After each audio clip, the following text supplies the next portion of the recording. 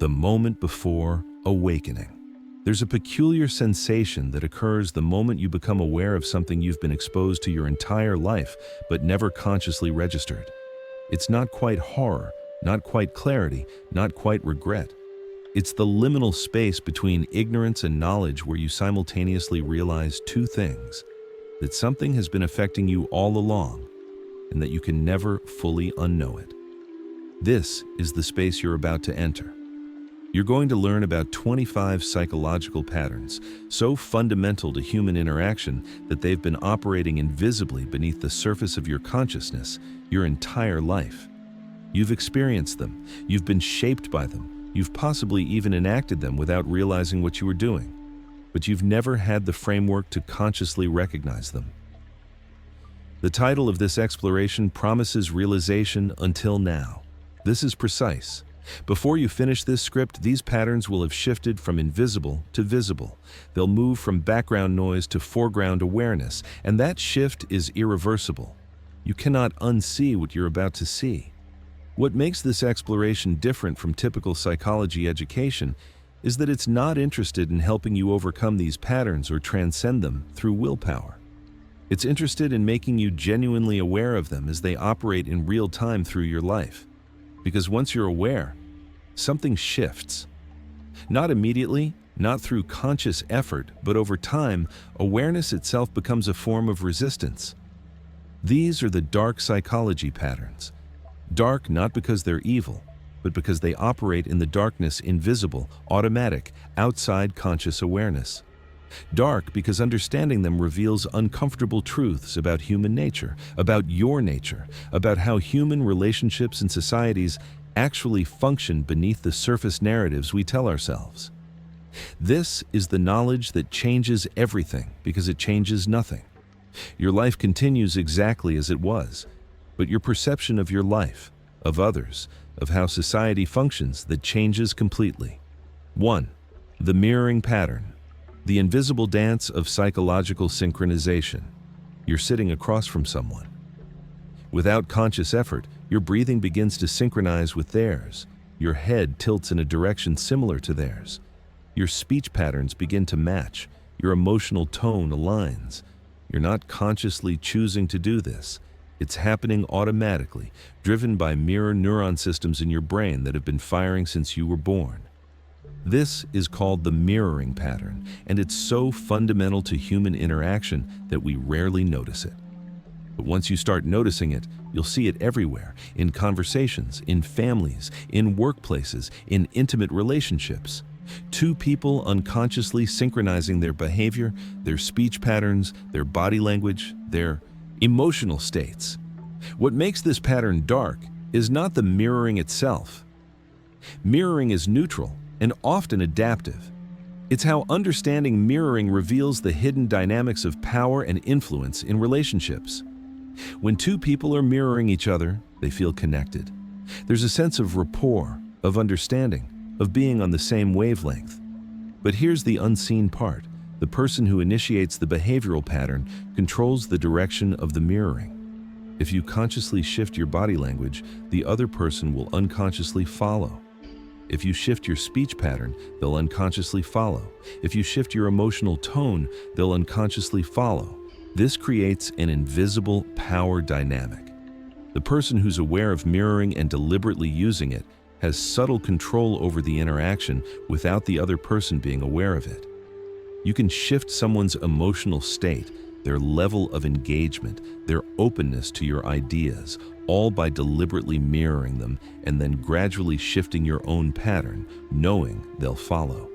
In intimate relationships, this manifests as one person gradually shaping the other person through mirroring. A partner's emotional state becomes synchronized with yours. A partner's interests become more aligned with yours. A partner's values gradually shift toward yours. It happens so gradually, so automatically, that neither person is aware that one person is subtly driving the direction of synchronization.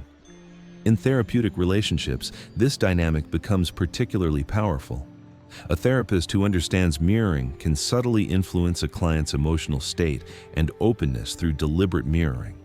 The client experiences the shift as their own emotional evolution, not realizing they're unconsciously following the therapist's lead.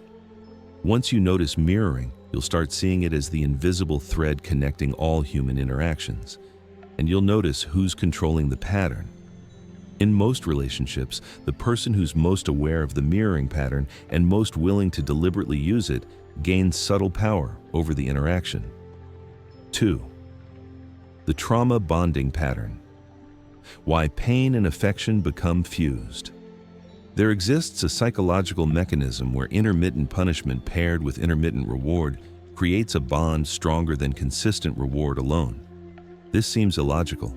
Why would someone bond more deeply to someone who occasionally harms them than to someone who consistently rewards them?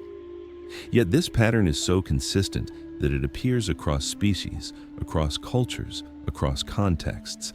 This is the trauma bonding pattern, and it's dark because it explains why people stay in situations that harm them, why they become more devoted to people who hurt them, why they experience intense emotional connection in contexts of unpredictable pain. The mechanism works through neurochemistry. Intermittent reward triggers dopamine release. Unpredictable aversive experiences trigger cortisol and adrenaline release.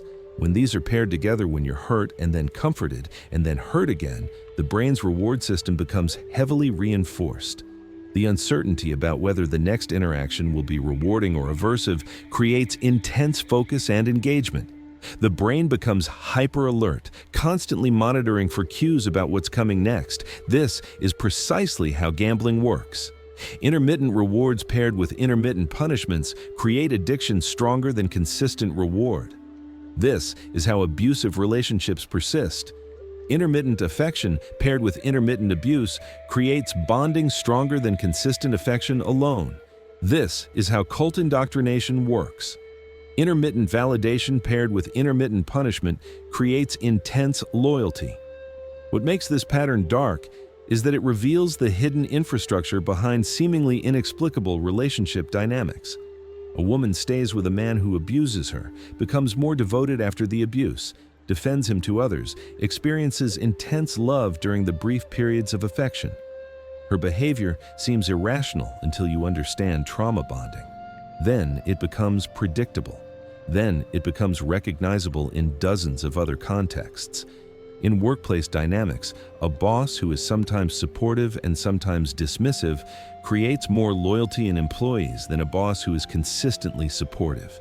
The intermittent reward followed by intermittent punishment creates a trauma-bonded workforce that's intensely engaged and hyper-focused on pleasing the boss. In parent-child dynamics, a parent who is sometimes nurturing and sometimes rejecting creates stronger bonding than a parent who is consistently nurturing. The trauma bonding pattern creates children who become intensely focused on trying to get the parent's approval, working harder and harder to earn the parent's affection. Once you see the trauma bonding pattern, you start seeing it everywhere.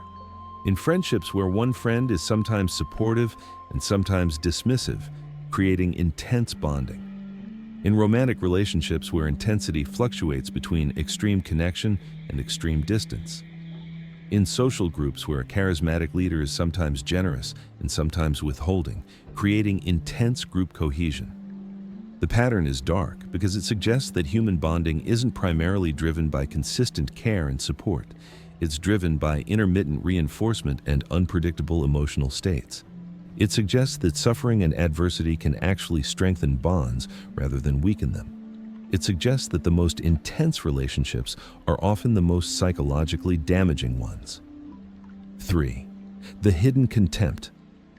Pattern: the slow dissolution of respect. Research on relationship dissolution has identified a pattern that predicts breakup with remarkable accuracy. The presence of contempt. Not anger, not disagreement, not even conflict. Contempt, the subtle expression of disgust or disrespect that communicates "you're beneath me" rather than "I disagree with you." Contempt is expressed through tone of voice, through facial expressions, through word choice. It's expressed through mockery, through eye-rolling, through dismissive language. And here's what makes this pattern dark. Contempt can be completely invisible to the person expressing it while being deeply felt by the person receiving it. A person might express contempt as a humor, making jokes at their partner's expense, presenting the contempt as playfulness. The person making the jokes might not consciously recognize the contempt they're expressing, but the receiving person feels it. On some level, beneath conscious awareness, they register the message, "You're not good enough." Over time, this pattern erodes the foundation of relationships. A couple might have excellent communication, might resolve conflicts effectively, might love each other deeply. But if contempt is present, if there's subtle communication that one person considers the other beneath them, the relationship will eventually dissolve. What makes this pattern dark is that it operates silently. Couples can't fight about contempt because often they're not consciously aware it's happening. The person expressing contempt doesn't intend it as a sign of disrespect. The person receiving it knows something is wrong, but can't articulate what. The relationship deteriorates without anyone clearly understanding why. In parent-child relationships, contempt creates profound psychological damage. A parent who expresses subtle contempt for their child through tone, through dismissiveness, through mockery communicates that the child is fundamentally lacking. This contempt can be completely invisible to observers. The parent might seem supportive, might be involved in the child's life, might appear to care. But the contempt is there, communicated through subtle signals that tell the child they're not good enough. In workplace dynamics, a boss who expresses contempt for their employees creates a toxic environment. The contempt might be expressed through dismissive language in meetings, through mockery of employees' ideas, through eye-rolling during presentations. Employees feel the contempt and internalize the message that they're not competent. Over time, this erodes motivation and creates a culture of learned helplessness. The pattern is dark because contempt is so easy to hide and so difficult to defend against. You can't argue with a tone of voice. You can't rationally refute a subtle facial expression. The person receiving contempt often internalizes it as truth about themselves, rather than recognizing it as someone else's disrespect. Once you notice the contempt pattern, you start seeing it everywhere. In casual conversations where one person subtly communicates superiority. In families where certain members are treated with subtle disdain. In workplaces where certain groups are treated with underlying contempt, disguised as professional distance. 4. The selective vulnerability pattern, the asymmetry of intimacy. Vulnerability creates closeness. When someone shares something intimate, something they're afraid of, something they're ashamed of, it creates a sense of trust and closeness in the listener.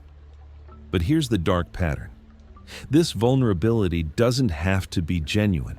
It can be performed. And when performed strategically, it creates an illusion of intimacy that's entirely one-directional.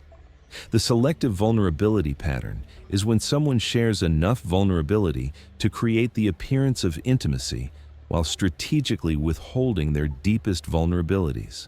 They share a fear, share a struggle, share something that makes them seem human and relatable. The listener feels trusted and feels close. The listener reciprocates with their own vulnerability, sharing things they wouldn't normally share. But the person who initiated the vulnerability pattern continues to be selective. They've created an asymmetry where the listener feels deep intimacy and trust while they remain strategically protected. This is routinely exploited by manipulators and charismatic leaders. A cult leader shares a vulnerability, a struggle they've overcome, a fear they've faced. This vulnerability makes them seem human, relatable, trustworthy.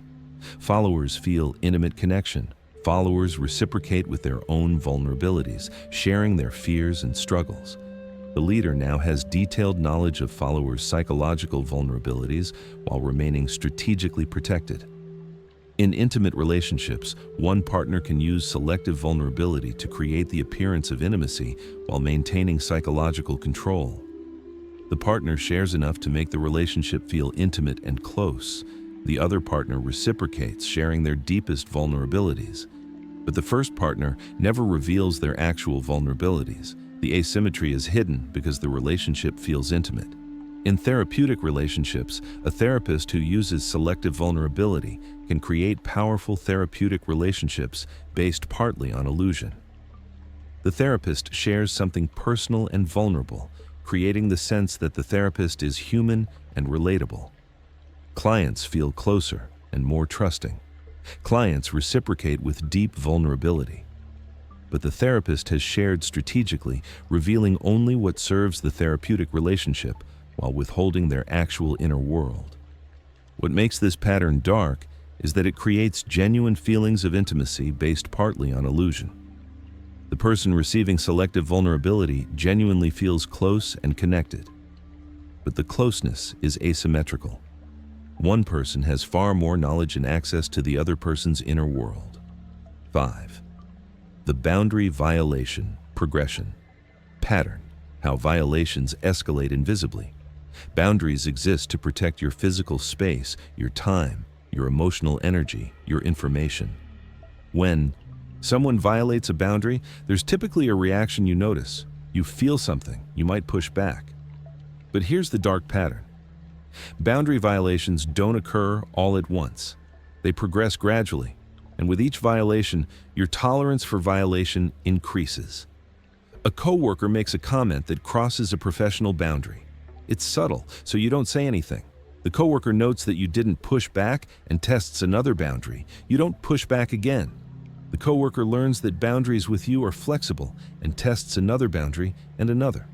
Over time, significant boundaries have been crossed, but they were crossed gradually enough that there was never a clear moment where you consciously recognized what was happening. This progression happens in romantic relationships. Early in a relationship, a partner says something controlling. You notice but rationalize it as caring. The partner notes that you accepted this and tests another boundary. You accept it. The pattern repeats. Over time, significant control and boundary violations have occurred, but they were introduced so gradually that there's no clear moment where the relationship became controlling. You can trace the progression backward and see it clearly, but in real time, each step seemed small and reasonable. In families, parents can progressively violate children's boundaries until the children have internalized that their boundaries don't matter. A parent reads a child's diary. It's a boundary violation. The child might protest, but the parent frames it as necessary oversight. The child's boundary has been violated, and the violation has been normalized. Later, the parent reads the child's text messages. It's another violation. The child's objection is met with, "I'm your parent, I need to know what you're doing." The boundaries have progressively eroded until the child accepts that they don't have privacy. What makes this pattern dark is that it's often invisible in real time. Each violation seems minor, each violation might seem justified, but the cumulative effect is significant boundary erosion. Once you notice the boundary violation progression pattern, you start seeing it everywhere.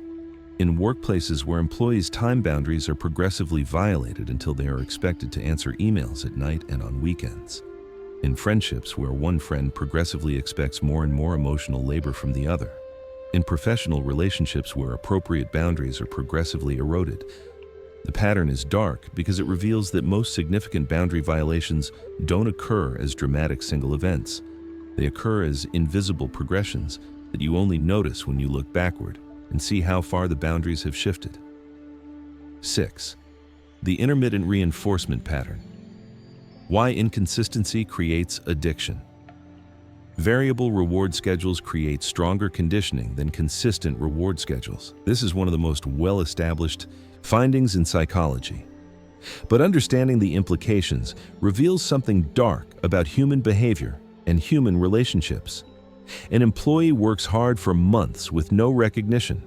Then suddenly, the boss provides significant recognition and praise. The employee is energized, motivated, engaged. The employee now works even harder, hoping for more recognition. But recognition doesn't come.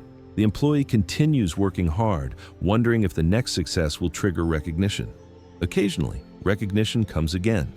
The variable schedule of reinforcement has created powerful motivation that's stronger than if the boss simply provided consistent recognition. This is the fundamental principle behind gambling. Slot machines don't provide consistent rewards. They provide variable rewards on variable schedules. This creates compulsive behavior far stronger than a consistent reward would create. In relationships, intermittent affection creates stronger bonding than consistent affection. A partner is sometimes affectionate and sometimes distant. The receiving partner becomes hyper-focused on the relationship, working to maintain the connection, desperately hoping for the next period of affection. The relationship feels more intense and more alive than a consistently affectionate relationship. In social media, intermittent validation creates powerful addiction. You post something, and sometimes people engage, and sometimes they don't. The variable schedule of likes and comments creates compulsive posting behavior much stronger than a consistent reward would create. In parenting, intermittent approval creates children who become hyper-focused on earning parental approval. A parent who is sometimes proud and sometimes disappointed creates a child who works intensely to earn the parent's pride, far more intensely than a child with a consistently approving parent. What makes this pattern dark is that it reveals the power of uncertainty. Uncertainty is more powerful than certainty in shaping behavior. An uncertain chance of reward creates stronger motivation than a certain reward. An uncertain chance of punishment creates stronger fear than a certain punishment. Once you notice the intermittent reinforcement pattern, you start seeing it as the underlying mechanism behind many human behaviors that seem irrational. Why does someone stay obsessively devoted to another person who treats them inconsistently? Why does someone continue gambling despite consistent losses? Why does someone work frantically for a boss who provides inconsistent recognition? The answer is intermittent reinforcement. 7. The emotional weaponization pattern, using feelings as tools of control. Emotions are biochemical states. They can be triggered, controlled, and directed, and they can be weaponized. When someone understands the mechanics of emotion, they can deliberately trigger emotional states in others and use those emotional states to control behavior. This is the emotional weaponization pattern. It occurs when someone deliberately triggers emotional states in another person to make them more susceptible to influence, more likely to comply, more likely to maintain connection. Fear is weaponized by presenting threats real or exaggerated that trigger fear. The person experiencing fear becomes focused on threat avoidance and more susceptible to suggestions about how to avoid the threat. A partner who says, "If you ever leave me, I'll hurt myself," triggers fear that makes the partner more compliant, more focused on maintaining the relationship. A parent who says, "You're going to fail if you don't listen to me," triggers fear that makes the child more compliant, more dependent on the parent's guidance. Guilt is weaponized by suggesting that someone is responsible for another's suffering. "Look what you made me do. Your actions caused this pain. If you cared about me, you would..." The person experiencing guilt becomes focused on correcting the perceived wrong and more willing to comply. A partner who weaponizes guilt makes you responsible for their emotional state. A parent who weaponizes guilt makes you responsible for their satisfaction. Shame is weaponized by highlighting deficiencies, by comparing someone unfavorably to others, by suggesting they're fundamentally flawed. "You're not as successful as your siblings. Other people would never make that mistake. You're the only one who doesn't understand this." The person experiencing shame becomes focused on correcting the deficiency and more willing to comply to avoid further shame. Love is weaponized by linking affection to compliance. "If you love me, I'll only be happy if you..." The person experiencing love becomes willing to compromise their own needs and values to maintain the connection. What makes this pattern dark is that emotional weaponization creates a false sense of agency. The person whose emotions are weaponized feels like they're making free choices based on their own emotional responses. They don't realize their emotions are being deliberately triggered and directed. They experience their compliance as authentic rather than coerced. Once you notice emotional weaponization, you start seeing it everywhere. In intimate relationships where emotions are manipulated to maintain control. In families where guilt and shame are weaponized to maintain family structure. In organizations where fear is weaponized to maintain compliance. In political discourse where fear and anger are weaponized to drive behavior. 8. The reality. Negotiation pattern. How shared reality becomes distorted. Two people experience the same event and have completely different interpretations of what happened. This is normal. But there's a pattern where one person's interpretation gradually becomes the shared reality, not because it's more accurate, but because they're more willing to insist on it. This is the reality negotiation pattern. It occurs when one person is more confident in their interpretation and more willing to defend it, while the other person is more uncertain and more willing to defer. Over time, the confident person's interpretation becomes the shared reality of the relationship. A couple goes to a party. One person experienced the party as enjoyable, the other experienced it as awkward. They return home and discuss the party. One person insists, "That was a great party. Everyone was having so much fun." The other person says, "I found it awkward," but the confident person continues, "No, you're just being sensitive. Everyone was having a great time." The other person, being less confident in their interpretation, begins to doubt their own experience. Maybe they were being overly sensitive. Over time, the shared reality becomes, "That was a great party," even though one person's actual experience was that it was awkward. This pattern becomes particularly dark when it's applied to emotionally significant events. A conflict occurs. One person's account of the conflict becomes the shared reality. The other person's experience is dismissed as misperception or oversensitivity. Over time, the person whose experience is consistently invalidated begins to doubt their own perceptions and interpretations. In abusive relationships, this pattern is systematic. An abuser does something harmful. The victim protests. The abuser insists, "That never happened, you're making it up." Or, "That wasn't as bad as you think, you're overreacting." Or, "That was your fault, you provoked it." The victim, whose sense of reality is being consistently challenged, begins to doubt their own perceptions. The abuser's interpretation becomes the shared reality. The victim is left constantly questioning whether their own perceptions are accurate. In families, this pattern creates children who doubt their own perceptions and memories. Parents insist on interpretations of events that contradict the child's experience. "That never happened. You're remembering it wrong. You're being too sensitive." The child's sense of reality is consistently invalidated. The child grows up doubting their own perceptions and more likely to accept others' interpretations of reality. What makes this pattern dark is that it reveals the vulnerability of human perception to social pressure. Your sense of reality is less solid than you think. When someone insists on an interpretation with enough confidence, you begin to doubt your own perceptions. Over time, shared reality becomes distorted toward the confident person's interpretation. 9. The empathy, exploitation, pattern. How compassion becomes a liability. Empathy, the ability to understand and feel what others are experiencing, is generally considered a positive quality. But empathy can be weaponized. People with high empathy are more susceptible to manipulation because they are more likely to prioritize others' feelings and needs. This is the empathy exploitation pattern. It occurs when someone manipulates another person's empathy to extract compliance, resources, or emotional labor. A person says, "I'm so unhappy," with enough pain in their voice to trigger empathy in the listener. The listener, feeling the other person's pain, wants to help. The person says, "I would feel so much better if you would." The listener, driven by empathy and the desire to alleviate the other person's suffering, complies. This pattern repeats. The empathetic person becomes responsible for managing the other person's emotional state. The empathetic person sacrifices their own needs to meet the other person's needs.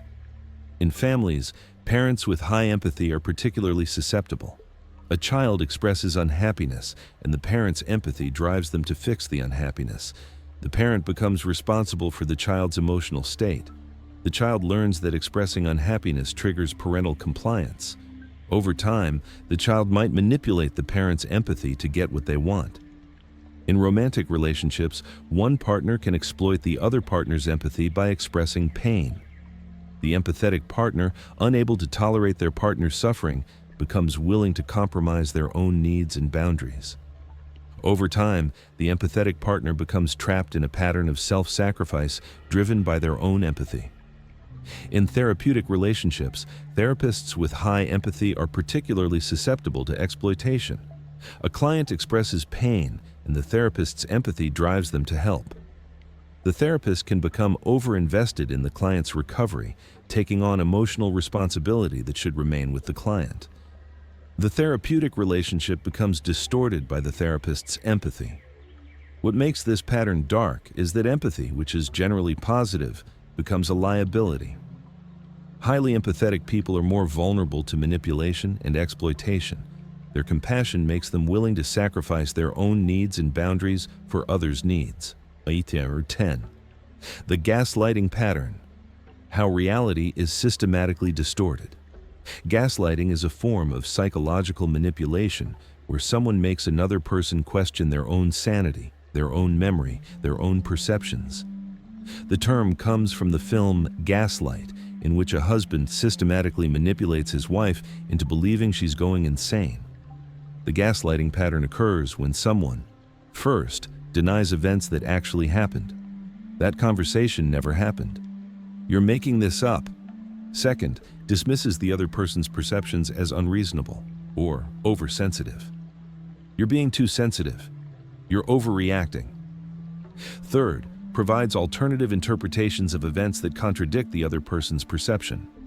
That's not what happened. Here's what actually happened. Fourth, questions the other person's memory or sanity. Are you sure you're remembering that correctly? You've been forgetting things lately. The pattern is systematic and cumulative. Over time, the person being gaslit begins to doubt their own perceptions and their own sanity. What makes gaslighting particularly dark is that it's often invisible to observers. To an outside observer, the person doing the gaslighting might seem reasonable. The person being gaslit might seem emotional or unreliable. The gaslighting is subtle enough that it's not obvious to people not experiencing it. Gaslighting is used in abusive relationships to maintain control. An abuser harms their partner, then denies the harm occurred. The partner questions their own perceptions. The abuser has successfully made the partner doubt their own reality. Gaslighting is used in organizations to suppress dissent. An employee raises a concern about unethical practices. Management denies that the practices are unethical, suggests the employee is misinterpreting the situation, and questions the employee's judgment. The employee begins to doubt whether the practices are actually problematic. Gaslighting is used in political discourse to undermine trust in perception and media. A political leader makes a false claim. When confronted with evidence, the leader denies the evidence is reliable, questions the source, or suggests the person interpreting the evidence is biased. Supporters begin to doubt what they see with their own eyes. 11. The learned helplessness. Pattern: how power becomes internalized. Powerlessness. Learned. Helplessness occurs when someone experiences repeated failure or punishment in situations they can't control and learns to believe they're powerless. Even when situations change and escape becomes possible, the person has learned helplessness and doesn't try to escape. This pattern was first documented in animal studies. Dogs were exposed to inescapable shocks. Later, when the shocks were applied but escape was possible, the dogs didn't escape. They had learned that nothing they did made a difference, so they didn't try. The pattern translates directly to humans. A child repeatedly tries to solve a problem and repeatedly fails. The child learns that effort doesn't produce results.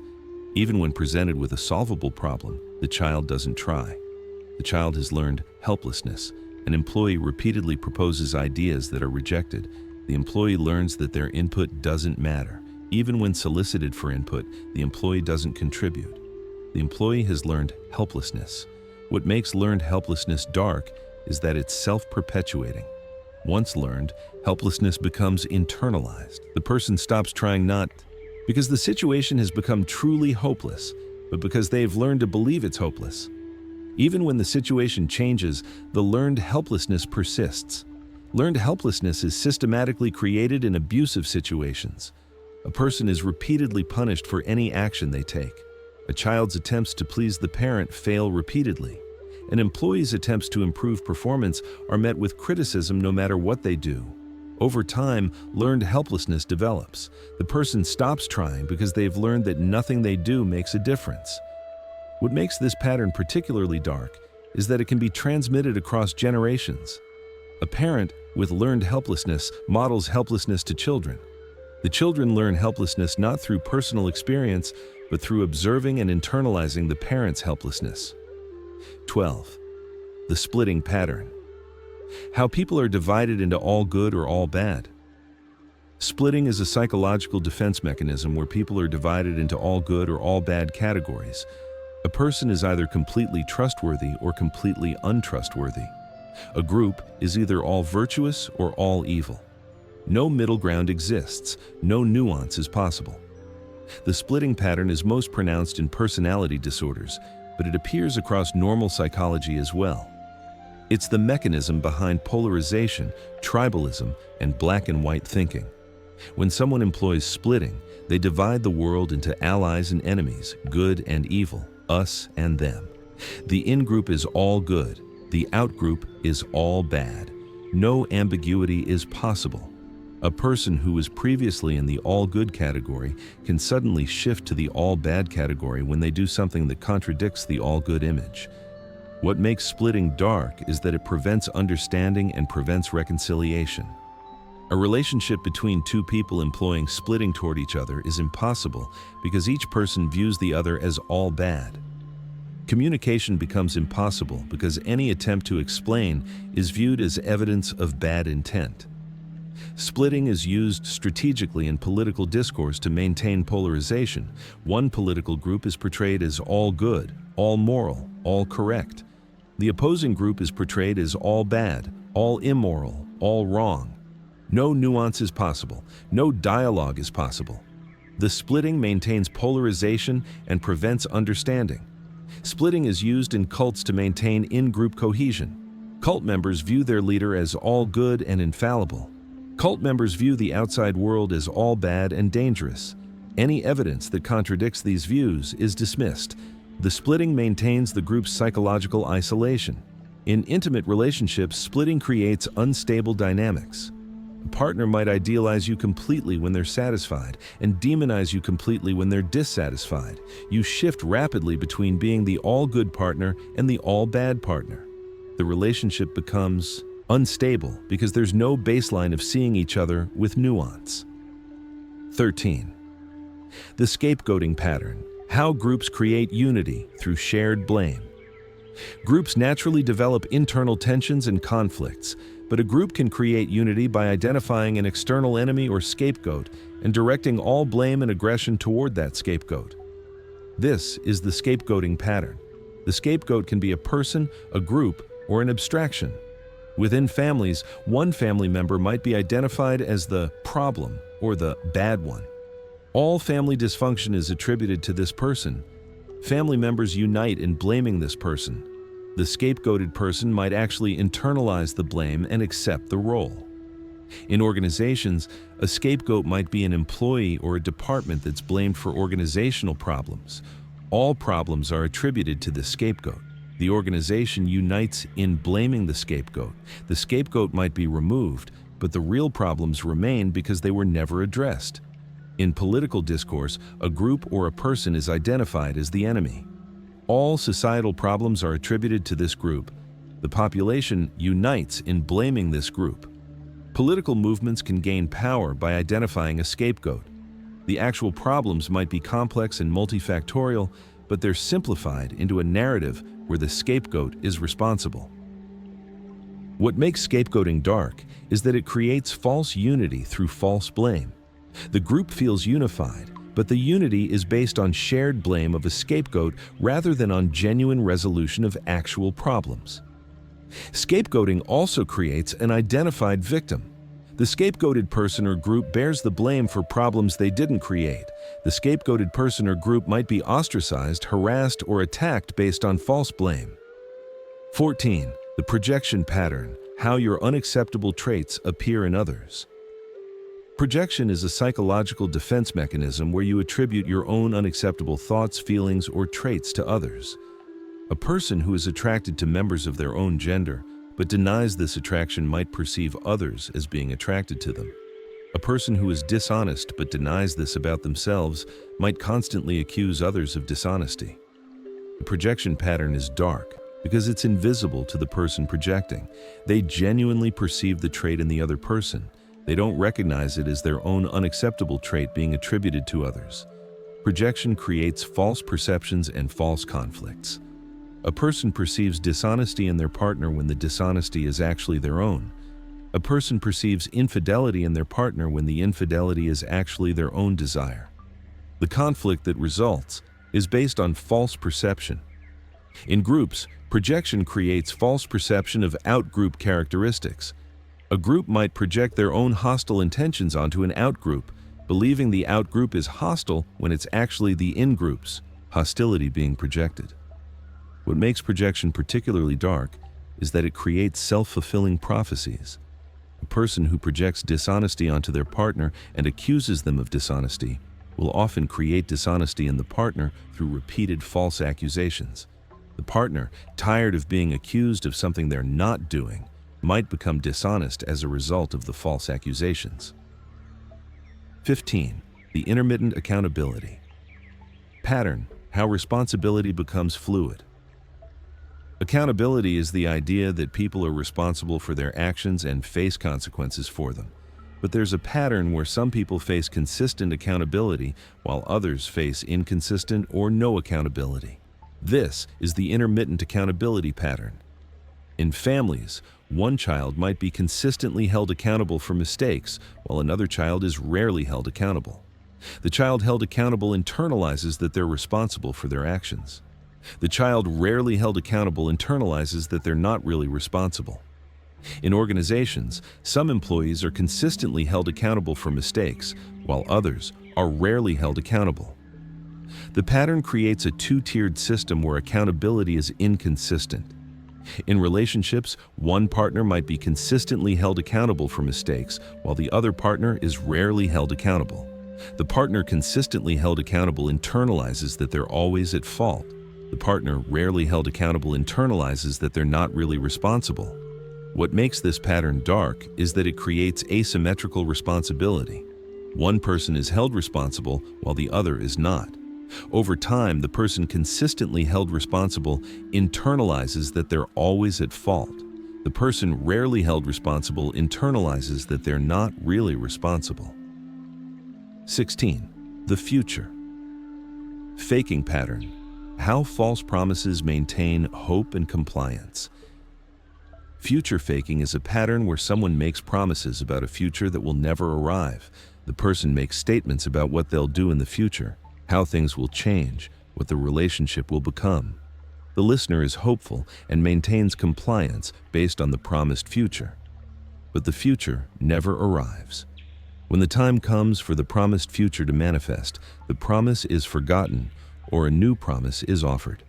The listener remains hopeful that the next promised future will arrive.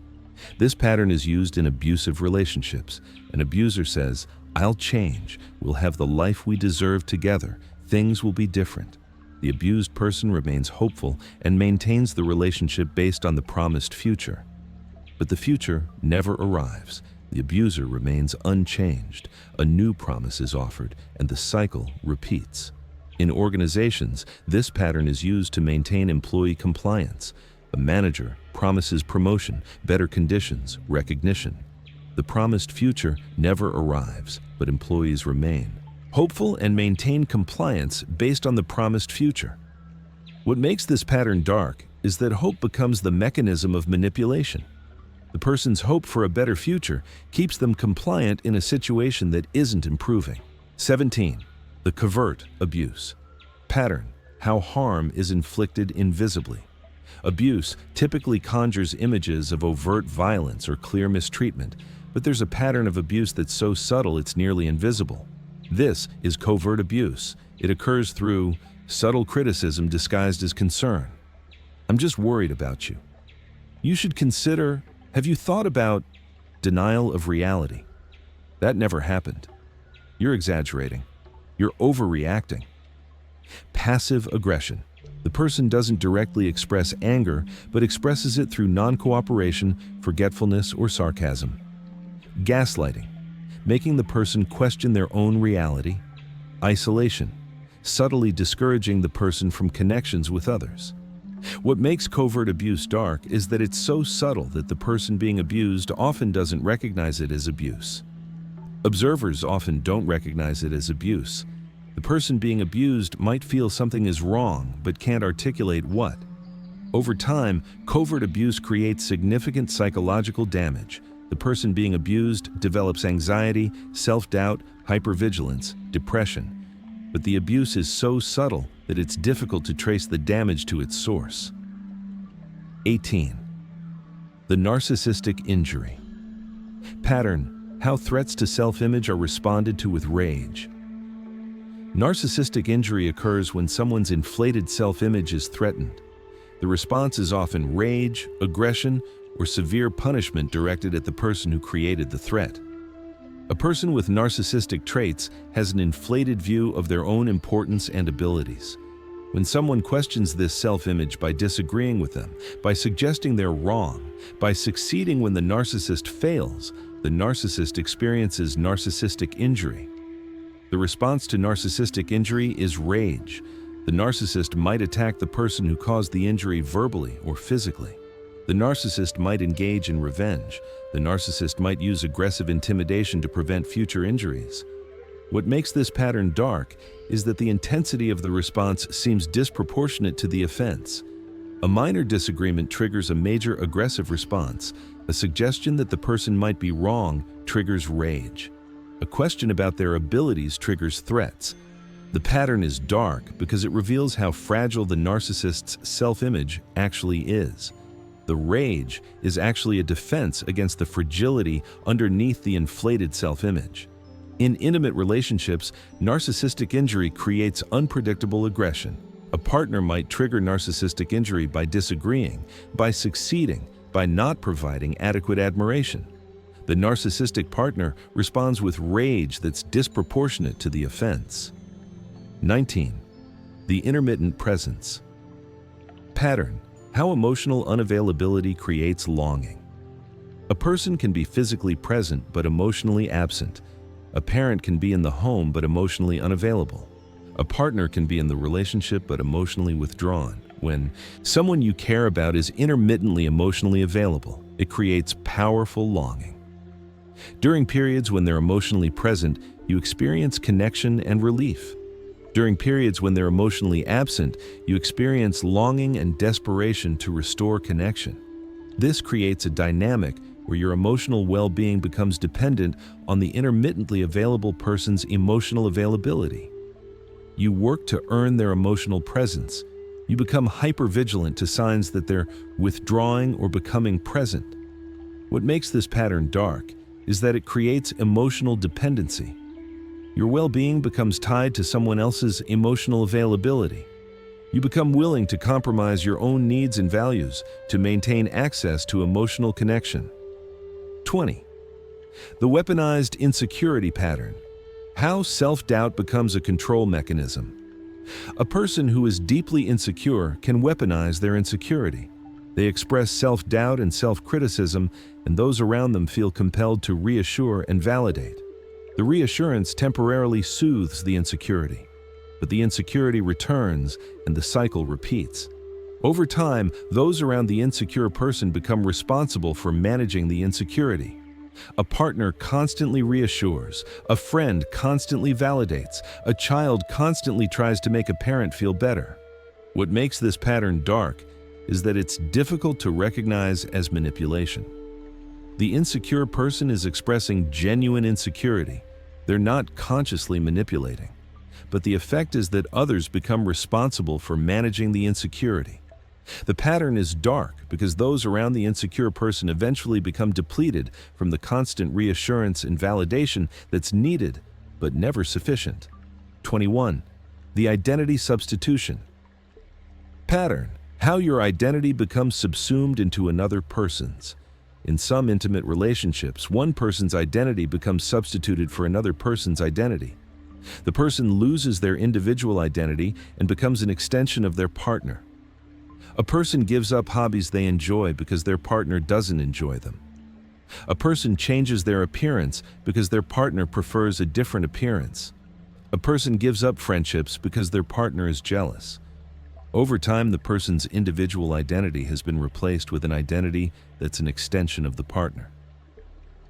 What makes this pattern dark is that it happens gradually. Each individual concession seems reasonable. The person is often not fully aware of how much of their identity has been subsumed until they look back and don't recognize themselves. 22. The selective memory pattern. How the past is rewritten to serve the present memory is malleable. What you remember depends partly on what actually happened and partly on your current beliefs and interpretations. A person can selectively remember and rewrite the past to serve current narratives. A relationship that was painful might be remembered as perfect. A person who was harmful might be remembered as kind. A period of life that was unhappy might be remembered as the best time. The selective memory allows the person to feel differently about the past. What makes this pattern dark is that it's invisible to the person doing it. They're not consciously rewriting the past. They genuinely remember the past differently. The selective memory protects them from confronting painful truths. But selective memory also prevents learning. If you remember a harmful relationship as perfect, you're likely to recreate the same dynamics in future relationships. 23. The trauma transference. Pattern. How pain is passed from one person to another. Trauma creates pain. In some cases, that pain is transferred to someone else. A person traumatized by abandonment might abandon their partner preemptively. A person traumatized by criticism might criticize their partner to keep them off balance. A person traumatized by poverty might hoard resources. The trauma transference pattern is when the traumatized person creates circumstances that cause others to experience similar trauma. The trauma is transferred from one person to another. What makes this pattern dark is that it's often unconscious. The person transferring trauma is not consciously trying to harm others. They're responding to their own trauma in ways that inadvertently create trauma for others. 24. The rescue fantasy pattern. How hopeless situations are kept alive by hope. A person remains in a harmful situation because they believe they can rescue the other person or save the situation. A woman remains in an abusive relationship, believing she can change the abuser. A person remains in a dysfunctional family, believing they can fix the family. A person remains in an exploitative job, believing they can fix the organization. The rescue fantasy keeps the person in the situation longer than they would otherwise stay. The person keeps hoping that this time will be different, that this intervention will work, that the other person will finally change. What makes this pattern dark is that it prolongs suffering. The person remains in harm's way because they believe they can rescue the situation. Often, no rescue is possible. The person simply remains suffering. 25. The recursive cycle. Pattern. How patterns repeat across contexts and generations. Psychological patterns don't occur in isolation, they repeat. A person experiences a pattern in childhood and recreates similar patterns in adult relationships. A family system creates patterns that are passed from generation to generation. A workplace culture creates patterns that persist despite leadership changes. These patterns are recursive, they repeat themselves over and over, creating similar structures across different contexts. A child experiences intermittent affection from a parent. As an adult, the person recreates relationships with intermittent affection. The pattern from childhood is recreated in adulthood. A family system is enmeshed and has unclear boundaries. Children from this family system often recreate similar enmeshed systems in their own relationships. The pattern is passed across generations. What makes this pattern dark is that it suggests that psychological patterns have momentum. They don't simply disappear. They persist and recreate themselves across contexts and across generations. The integration, how these patterns operate together. The 25 dark psychology patterns don't operate in isolation. They form an interconnected web where patterns reinforce each other and create self-perpetuating systems. Mirroring, pattern 1, creates the foundation for other patterns by synchronizing two people's psychological states. Trauma bonding. Pattern 2 uses intermittent reinforcement to create bonding despite harm. Hidden contempt, pattern 3, erodes respect while appearing to maintain connection.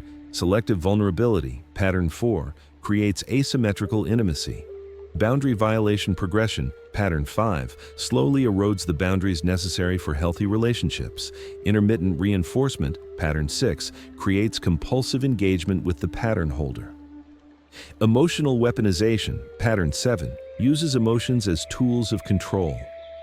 Reality negotiation, pattern 8, distorts the shared perception of events. Empathy exploitation, pattern 9, uses the other person's compassion as a vulnerability. Gaslighting, pattern 10, makes the other person question their own reality. Learned helplessness, pattern 11, teaches the other person that resistance is futile. Splitting, pattern 12, divides the world into all good and all bad. These patterns don't just affect individuals. They scale to families, to organizations, to societies. A family system can employ these patterns systematically. An organization can employ these patterns. A political movement can employ these patterns. Once these patterns are operating together, they create self-perpetuating systems that are extraordinarily difficult to escape. The person caught in the system experiences each pattern as isolated. They don't see the overall system that's controlling them. What makes the integration particularly dark is that it reveals the degree to which human interaction and human systems can be structured around harmful patterns. The patterns are so fundamental to human psychology that they appear in virtually every human relationship to some degree. The realization: what changes when you see these patterns? You started this exploration in a state of unawareness. These patterns were operating invisibly. They were shaping your relationships, your behavior, your decisions. You were experiencing them, but not consciously registering them. Now you're moving into a different state. You're aware. You can see the patterns. When you see mirroring happening, you can notice it. When you see intermittent reinforcement happening, you can recognize it. When you see gaslighting happening, you can identify it. But here's what's important to understand. Seeing the patterns doesn't immediately change them. You can't see gaslighting and simply stop it. You can't see intermittent reinforcement and suddenly stop responding to it. The patterns are wired into the nervous system, into the brain, into habitual responses. What changes is something more subtle. There's a shift in your relationship to the patterns. Instead of being completely embedded in the patterns, you can step slightly outside them. You can observe them happening. You can wonder about them. You can question them. This is the beginning of freedom. Not complete freedom, you're still embedded in the patterns, but the beginning of freedom. Over time, as you continue to observe these patterns, something else changes. Your nervous system begins to recalibrate. Your automatic responses begin to shift. Your tolerance for certain patterns begins to decrease. Your willingness to engage in certain patterns begins to decrease. But this process is slow. It's gradual. It's not like flipping a switch. It's like the slow shifting of a trajectory. You're moving slightly in a different direction. Over time, that slight directional shift becomes a significant change. And here's what makes the realization both powerful and complex. Seeing the patterns doesn't mean you'll stop participating in them. You might see contempt in a relationship and still participate. You might see intermittent reinforcement and still remain engaged. You might see emotional manipulation and still comply. Because seeing the pattern and changing the pattern are two different things. Seeing requires observation. Changing requires action, requires courage, requires willingness to face the consequences of change. The aftermath, living with the knowledge. There's a particular sensation that comes from seeing patterns you've been embedded in your entire life. It's like watching a magic trick after you've been told how it's done. The trick still works, but you know the mechanism. The magic is gone, but understanding remains. You can't unsee what you've seen. That's the price of this knowledge. You can't go back to unsuspecting innocence. The patterns that were invisible are now visible. The relationships that seemed straightforward now seem complex. The dynamics that seemed normal now seem troubling. This creates an interesting psychological situation. You're now aware of patterns you can't easily escape. You see them in your intimate relationships, in your family systems, in your workplaces. You see them in yourself and in others. The awareness is both illuminating and troubling. Here's what matters as you integrate this knowledge. First, Seeing the patterns in others doesn't automatically make you superior. Everyone is embedded in these patterns to some degree. Seeing the patterns in others is important for understanding, but the more important work is seeing the patterns in yourself and in your own behavior. Second, seeing the patterns doesn't mean you need to immediately escape every situation where the patterns appear. Sometimes you can't escape. Sometimes you need to figure out how to navigate within the patterns while protecting yourself. Sometimes the relationships and situations where these patterns appear are too important to simply abandon. Third, seeing the patterns creates responsibility. You can no longer claim ignorance. You now know how these patterns work. The question becomes, what will you do with this knowledge? Will you use it to protect yourself? Will you use it to understand others? Will you use it to avoid creating these patterns in your own relationships? Fourth, seeing the patterns creates compassion. When you understand how these patterns work, you begin to understand why people do things that seem irrational or harmful. A person caught in trauma bonding isn't weak. They're caught in a powerful psychological mechanism. A person engaging in gaslighting isn't necessarily evil. They might be defending against their own fragility. A person exhibiting learned helplessness isn't lazy. They're responding to repeated experiences of powerlessness. This doesn't mean excusing harmful behavior. It means understanding the mechanisms underneath the behavior. It means recognizing that most harmful behavior comes from people who are themselves trapped in psychological patterns. Conclusion: the integration of awareness. You've now been introduced to 25 dark psychology patterns that operate invisibly through your relationships, your families, your organizations, your societies. These patterns are not new. They've been operating since humans began having relationships. But now you can see them. They've moved from invisible to visible. This realization comes with a cost. You can no longer unsee what you've seen. You can no longer claim ignorance about how these patterns work. The innocence of not understanding is gone. You now have the burden and the gift of understanding.